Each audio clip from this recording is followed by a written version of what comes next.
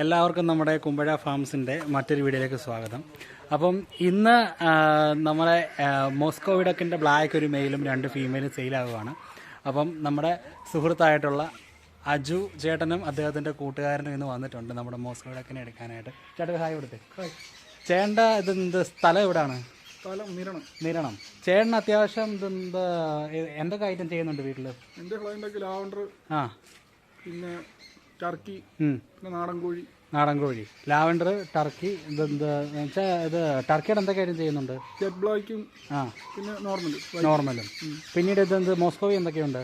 ലാവണ്ടറും ബ്ലാക്കും. പിന്നെ നമ്മുടെ ഒരു സിൽവർ പൂവനെ എടുത്തായിരുന്നു. സിൽവർ പൂവനെ എടുത്തത് നമ്മുടെ അജു ചേട്ടൻ തന്നെയാണ്.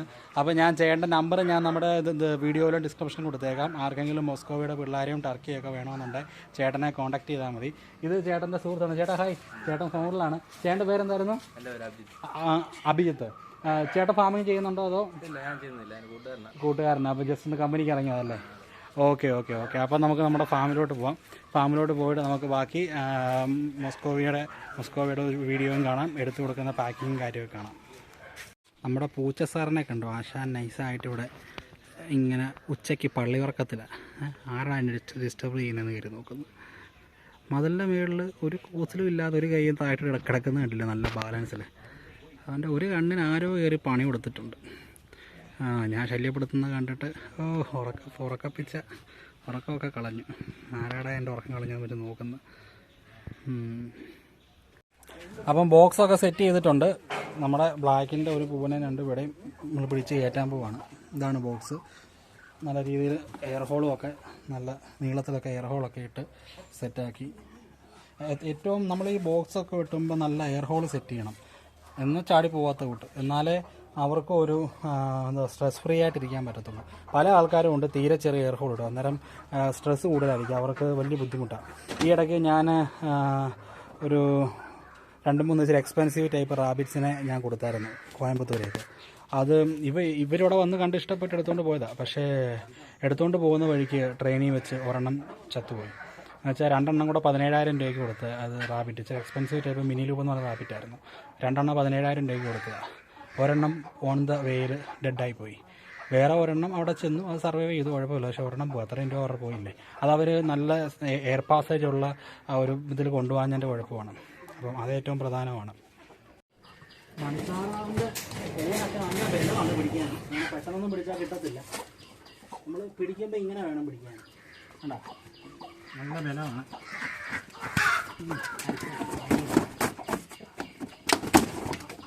അത് രക്ഷയില്ല. പിന്നെ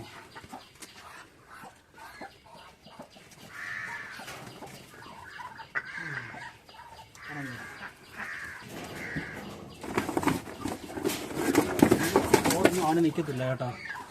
പക്ഷെ വലിച്ചു കുറച്ച് ദൂരെ കളയും, വേറെ ബോർഡ് എടുക്കേണ്ടി വരും.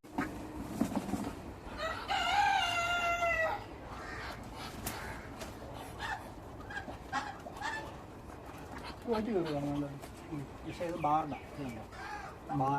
ബ്ലാക്ക്. അതിൻ്റെ പിള്ളേരൊക്കെ ബാർഡായിരിക്കും. ബാർഡ് ബ്ലാക്ക് ഇങ്ങനെ വരുന്ന ഭാവി.